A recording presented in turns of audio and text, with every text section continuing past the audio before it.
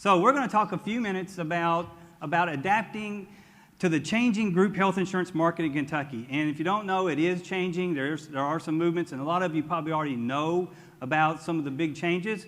We're going to talk about some of the impacts, potential impacts of that. And I hope I'm doing this right.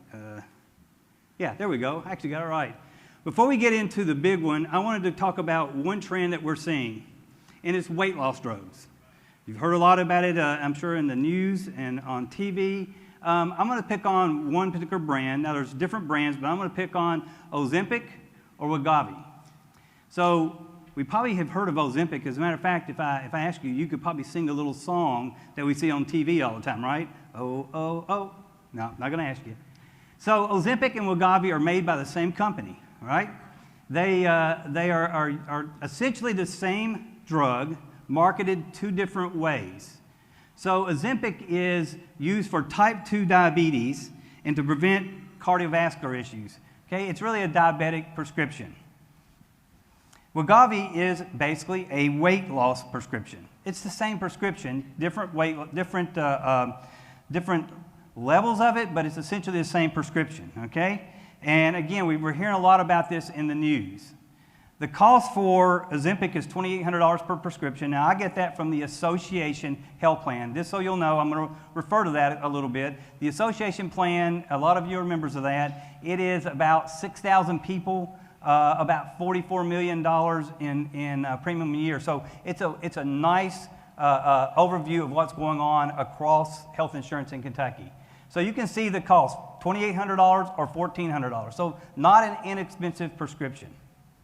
Now, Wegovy is not covered by insurance. As a matter of fact, right now, as far as I know, and this is fully insured, not self-funded, I don't know of any weight loss drugs that are covered by fully insured health insurance. That's the Anthem, Humana's, United's of the world. It's not covered.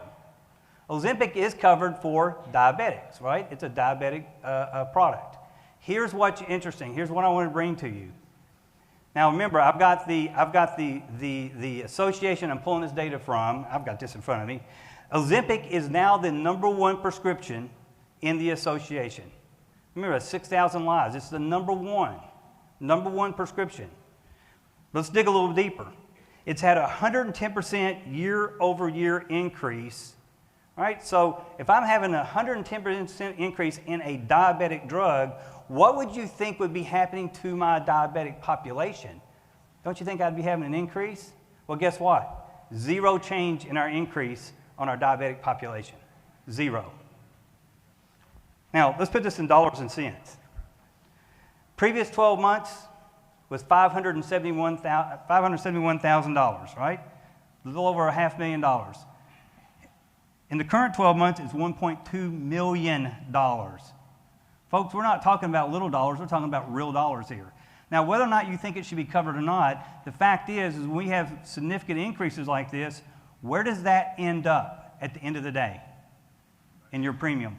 It makes no difference whether it's with the association or you're with Anthem, Humana. It doesn't make any difference. It ends up there. Now, it may be good long run that this is going to be a good thing for your health that will show long-term results. There's still a lot of discussion around that. And I'm not going to go down that path. I'm just giving you a fact that it is a trend we're seeing. Now, here's the real reason I wanted you to see this. So this means, obviously, that this has been a big increase in off-label use. So if we've seen a 110% increase with no increase in my diabetic population, we know what's being used, right? Oh, Wegovy's not being covered, so we'll give you Ozempic because we'll get the same thing. And it's gotten through. The big part is that Anthem will no longer be allowing this. They are going to crack down and probably already have. Now, why is that important for you to know? I promise you, as elected officials and treasurers and finance officers, you're going to have an employee that's going to come up and say, our insurance is terrible. It doesn't cover weight loss drugs. Or I was getting a weight loss drug, Ozempic, and they aren't covering it anymore. Just be aware that if it's fully insured, we don't control that. That's the insurance carrier's decision. You don't control that. You don't get to decide what's covered and not covered in a fully insured environment. Now, if you're self-funded, you can make those decisions. And if you make those decisions, just keep this in mind. The numbers I showed you in a self-funded world, you say, well, we're going to cover it. Be prepared for a 110% increase in that particular drug. or whatever weight loss drug you choose to cover, right? So just wanted to make you guys aware, so if you get that conversation back to you as an elected official, you're a little bit more prepared to have the conversation back with your employee. Now, the last question, will Anthem actually add this to their formulary? I don't see it happening anytime soon. I've had conversations with Anthem. I'm not going to say never. I mean, you never say never. But right now, I don't see Anthem bringing it on. And I'm going to tell you why I'm mostly talking about Anthem, which is going to lead us into our next conversation. Humana. Most of you probably know that Humana, back in February of this year, announced that they are exiting group health insurance. I've been in this 25 years, and never in my wildest imaginations would I have said a major carrier like Humana would have stepped back and said, we're exiting, we're done with health insurance.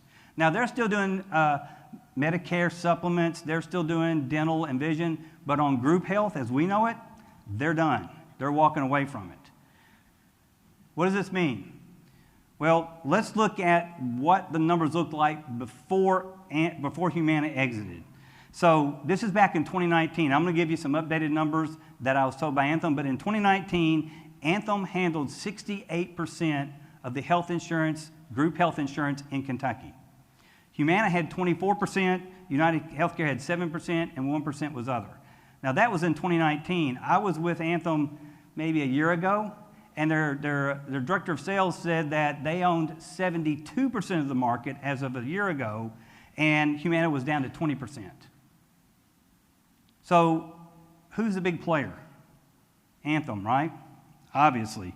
Anthem's a big player. So what does this mean for you guys as you're making decisions about your health care moving forward? First of all, will Anthem increase market share? If they're at 72, we know they were at 68. Let's assume that they're right, they were at 72 a year ago. What do you think is going to happen as Humana exits? Anthem's going to continue to get larger. And I've already seen several fiscal courts that have left Humana, have been with them for years, that are transitioning or have transitioned over to Humana. By far, I think United Healthcare might get a small bump, but it's not going to be much. It's going to be almost all Anthem. This will likely most likely decrease competition in the healthcare space. Lack of competition means what? I don't have to say it, right? I mean, I'm just telling you what I see. Will Anthem become a monopoly in the Kentucky health insurance market? The dang near already are. They're 72% of the market. Let's say they go up. My prediction, this is Kelly's prediction. This is Kelly Harding. There's nothing official. I think you're going to see them be in the 85 to 90% range of the market. That, by any means, is a monopoly, all right? So Anthem's going to be calling the shots moving forward. Like it or not, they're the ones that are going to own this market space. Now, on top of that, everybody remember health care reform? Affordable Health Care Act, Obamacare, I mean, there's different names for it. Without getting into a lot of the details, the way some of the legislation was put together was that they wanted to limit how insurance companies made money. They didn't want insurance companies to continue to make more and more money. So here's what they did. They said, look, on $1 premium, on $1 premium, Mr. Insurance Company, you can keep 15 cents. Now that 15 cents of that dollar, you have to pay your office expense and your building and run your company and make a profit. So they make 15% profit, right? Now, if it goes above the 15, let's say I make 20%. Well, I got to give 5% back to everybody. So I, by law, can't make more than 15%. Now let's start putting the puzzle together. I am now a monopoly. I don't have hardly any competition. I can only keep 15% in the fully insured world. I can only keep 15%. Do I have any motivation to lower the cost of health care? If I lower the cost, what happens? I make less money because I only keep 15 cents. But if health care goes up, what happens? Corporate profits go up. And there's one thing in common of all insurance companies. They are about what? Making a profit. And there's nothing wrong with that. I just don't want you to make it all on me today, right? So I just want you to begin to understand what our marketplace looks like. It is becoming more single line than ever. Less competition in the market space. So this is going to impact you guys by less opportunity to look at alternatives. It's going to hit you in the pocketbook, I think, over time.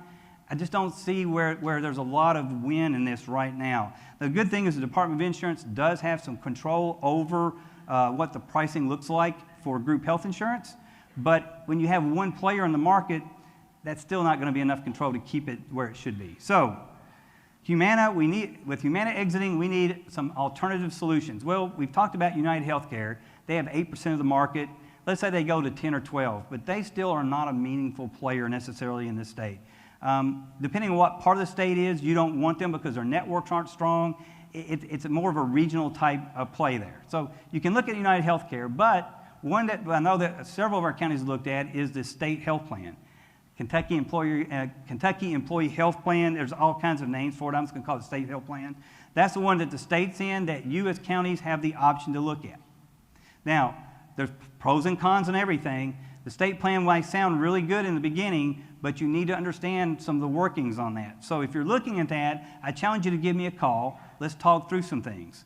Like you have to put in for the employee coverage at what the state says. You don't get to make a choice on that. The state says, here's what you will put in for help for employee, spouse, child, and family. You don't get any choices. So you're going to be pretty well dictated, this is how the plan runs. One of the things that you would think is a state health plan, well, they're big and they're self-funded and they've got 200,000 people that they're going to hold their prices down. 16% increase starting January 1. All right, 16% increase. So they're not immune to this increases either. Now, they are self-funded, but they still have these increases coming. And the thing you have to be careful is that 16%, you can't say, well, you know what, I'm gonna let the employees get 5% of that and we'll do 11. No, it was mandated that 16% increase is on the employer. So if you're there, hopefully I know if you're there, you've already budgeted for it, you've got a 16% increase.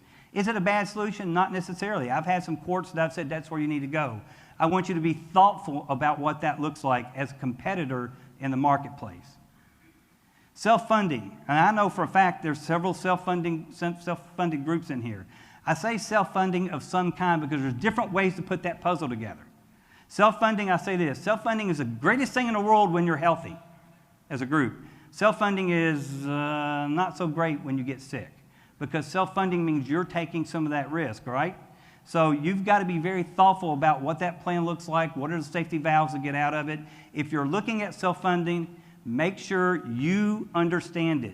Do not rely on somebody like me coming in and saying, just trust me. Don't do that. If you don't understand it, you do not sign the paperwork on it. If you need to understand it, and the person that's bringing it to you should make sure that you understand it. I've got a group sitting right in front, right here, that's self-funded. I beat them in the and just over and over about how it works, right? I want you guys to understand it. It's really important because it can be good, but it can be bad. And the last one is the KACo Association Health Plan, which we're making some changes, hopefully, July 1 of 2024. We are looking to move this to a self-funded, it's called a self-funded MIWA, Multiple Employer Welfare Association. So what we're looking at doing is saying, look, let's take this 6,000 people, this almost 200 groups, let's bring them over here and let's self-fund them so that now we're not having to deal with Anthem's control. We can start making decisions independent of Anthem. Now, we are looking to have Anthem be our third-party administrator, so that means the employees will still have an Anthem card, they still have the network for Anthem, but at the end of the day, we're not letting Anthem make all the calls. We're not part of that monopoly. We don't have to use Anthem, we're choosing to use Anthem. So now they're a competitor wanting to look at, to represent us, okay? So we're looking to do that, hopefully July 1 of 2024, this next July. Paperwork's gone into the Department of Insurance. We're working with actuaries. From your perspective as an employer, it would still look and taste and feel like fully insured. Here's your premium. Here's what you send in every month. Your employees get a card. But at the end of the day, at the association level, we have a lot more control. We're going to be looking for opportunities beyond Anthem. And this is the key. When you're self-funded, you can look beyond Anthem for opportunities to bring more value back to you as an employer and to your employees. That's what we're trying to do here. By breaking it apart and saying, no, Anthem, you're not going to tell us, here's the package, and you're going to do it this way whether you like it or not. We're going to have the ability to look at this and make it work for you and your employees. With the end result is to try to control costs long term. Day one wouldn't be, okay, everybody's getting a 20% decrease. The idea is, could we, over the next 3 to 5 years, keep those increases down way below the average so that you guys can budget year over year? Now, we've been working on this for, I don't know, 3 years. And we, like I said, we have actually submitted paperwork to the Department of Insurance. We've had several meetings. They're open to it. So we're hoping to roll that out. There will be a lot more information coming later this year and the first of the year to understand what that looks like. We think it's important to do this because, let's go back to the beginning of this conversation, if we have a monopoly, we need to have some options, right? Self-funded by yourself, but self-funded with a group of 6,000 becomes much safer. And that's what we're looking to do here. We're looking to give you the ability to get some of the value of being self-funded with the stability and safety of 6,000 people. We're going to be over in the exhibit hall. I don't want this to be a sales program. I want you to understand just what we have available. Come by, visit with us. We'd love to tell you about what we've got going. And if you know me, I'm a little guy with a lot of words. I'll try to be quiet and keep you on your way. But we'd love to come by and visit with you if you have any questions whatsoever. Thank you very much. Have a great conference.